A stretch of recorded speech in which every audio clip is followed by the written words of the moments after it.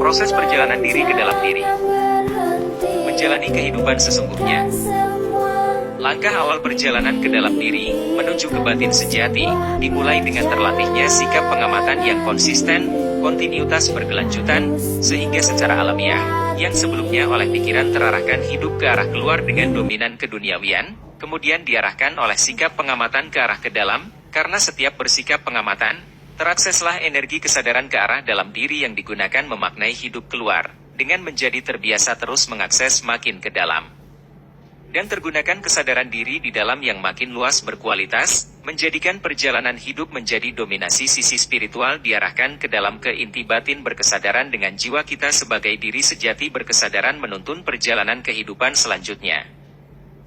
Harus dipahami. Realitas dan kualitas kehidupan di luar, akhirnya oleh kualitas batin di dalam yang memaknainya.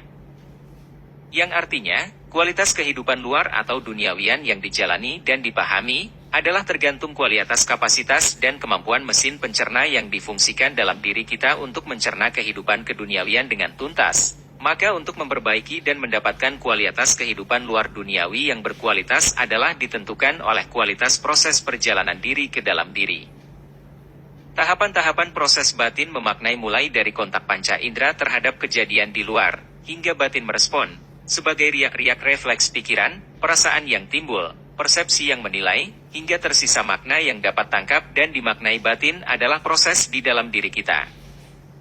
Prosesnya adalah rangkaian perjalanan diri ke dalam usaha kita memahami realitas di luar. Apapun yang terjadi di luar, yang memaknai adalah proses batin di dalam diri seseorang. Satu kejadian, bisa berbeda-beda kualitas batin orang berproses memaknai. Hingga terjadi perbedaan hasil memaknai.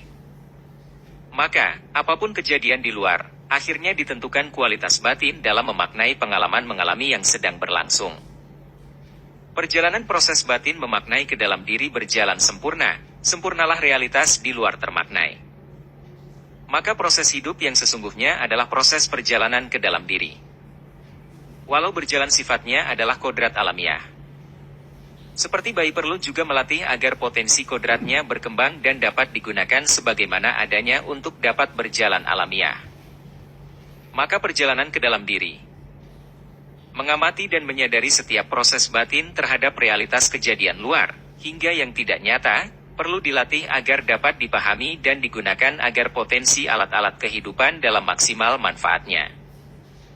Hingga dapat memahami proses langkah demi langkah proses batin dalam kuasa kesadaran mengalami hingga perjalanan hidup itu menjadi berkah pertumbuhan spiritual sekaligus berkah sukses keduniawian. Maka perjalanan hidup sesungguhnya adalah perjalanan ke dalam diri, bagaimana batin terlatih dapat digunakan kodratnya mengalami dalam kualitas alamiah terbaiknya merespon gejolak eksternal.